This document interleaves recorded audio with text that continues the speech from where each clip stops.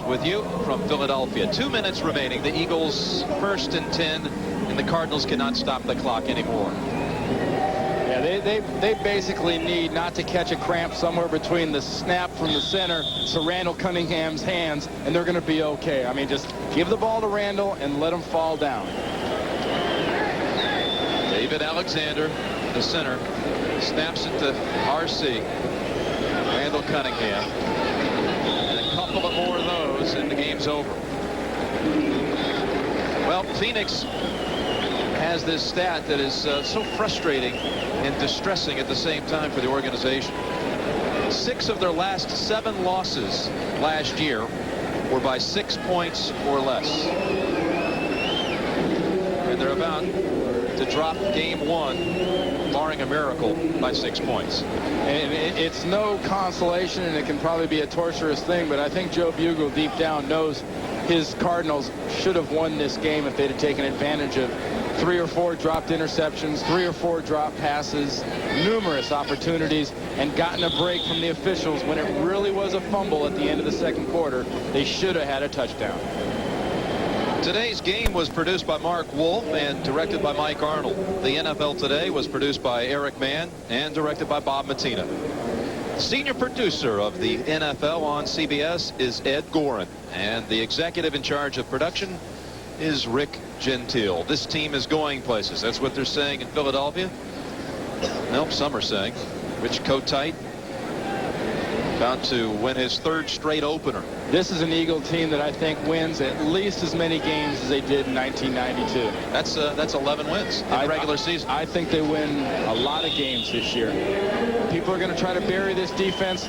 This is going to be a good defense. The offense's job is not to win the games. The offense's job is not to mess them up.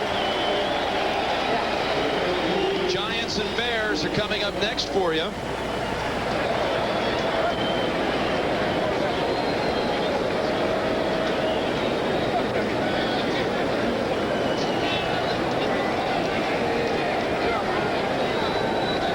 Philadelphia Eagles have won it 23-17. So for Randy Cross, I'm Jim Nance saying so long from Veterans Stadium, where the final score is the Eagles 23, the Cardinals 17. You've been watching the National Football League on CBS. Weekdays.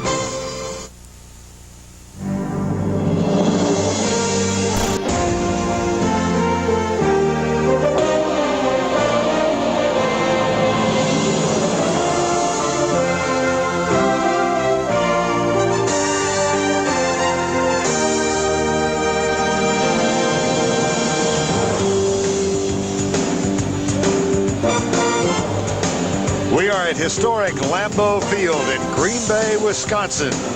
Filled to capacity today for the second game of the 1993 season. A game saturated with emotional impact. The Philadelphia Eagles taking on the Green Bay Packers.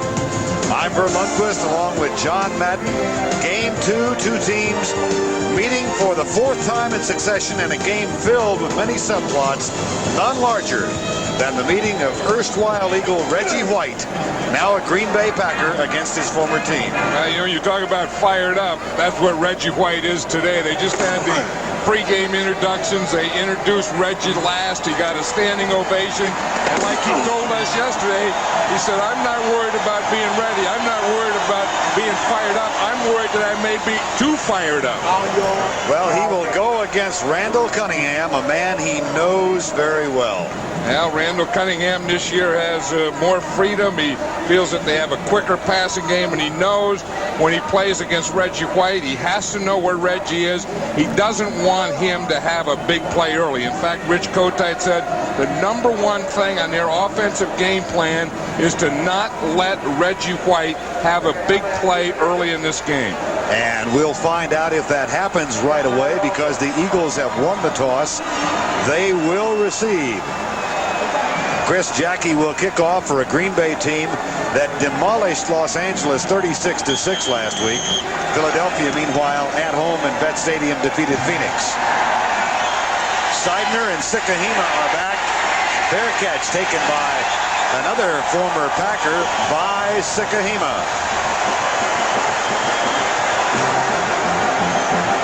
There's a flag down at the 14-yard line. Randall Cunningham will be at quarterback. It was here 2 years ago, game 1, that he suffered a knee injury that cost him the season. The offensive line banged up this week, particularly the center, David Alexander. Bad calf muscle. We'll see how long he can go. Anton Davis goes against Reggie White. Herschel Walker and Heath Sherman in the backfield. Fred Barnett and Calvin Williams, the wide receivers. And Mark Bavaro, unrestricted free agent from Cleveland and the Giants, is the tight end. Jerry Markbride is the referee today in the penalty against Green Bay. Well, they're still standing over there, Vern, where they threw that flag right about the 14-yard line. Again, it wasn't anything on the return, because remember, the ball was kicked in the end zone and there was no return.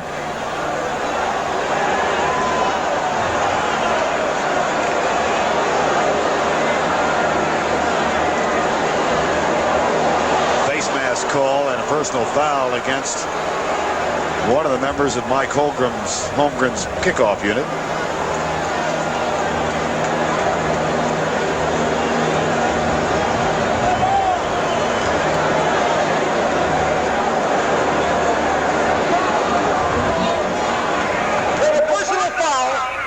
Will be the face mask on number 59 of the kicking team while the kick was in the air. The enforcement is from the previous stop from the kickoff. Jerry Markbright's microphone sounds like it might have been working when Curly Lambeau was here. Well, that doesn't make any sense, though. The kickoff was on the 35-yard line, Previous so it can't spot. be the previous spot.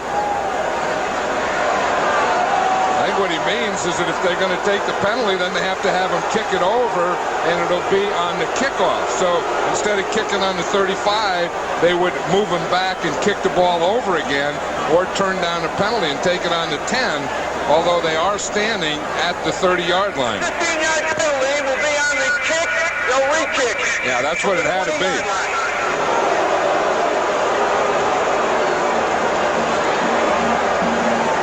For a game in which we anticipate high drama, that was a rather flat way to begin. Well, you have to get things straightened out now. Now the ball will go back, and instead of the 35, they're going to have to kick off from the 20-yard line. So the Eagles are going to get good field position here now. And again, that penalty was on the kickoff while the ball was in the air, so it couldn't be added to the first play of the game because the Eagles didn't have the ball yet. The penalty was on Wayne Simmons, one of the 2 #1 draft choices. There is Simmons. We expect to see him a lot today defensively in the nickel situation against Randall Cunningham and the Eagles, but an inauspicious debut for his first game here at Lambeau Field. So now this is almost like a free kick after a safety, as the Green Bay Packers' Chris Jackie will kick off from the 25. The only difference is on a free kick, you would use your punter and you would punt the ball. Because this is a kickoff and a penalty on the kickoff, you have to kick it from a place kick. So Sikahema and Seidner move up accordingly. And here's Sikahema at the 26. Pretty good downfield coverage and another flag. Tackle is made by Corey Harris. And the flag thrown at the 39-yard line on the near side.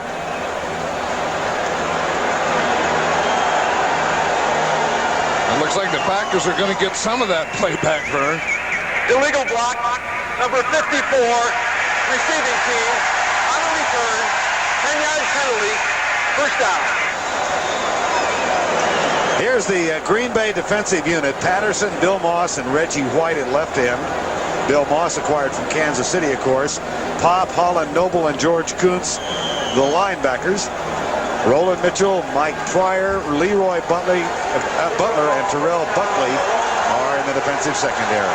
Vern, I think we just set a record. We've been playing for 4.5 minutes. We've had 2 kickoffs and yet to have an offensive play. Here's the first play. Heath Sherman, big hole. And he is down after a gain of nearly 10. It might be 10 officially to the 39-yard line. Mike Pryor, number 45, catches up with him. Well, one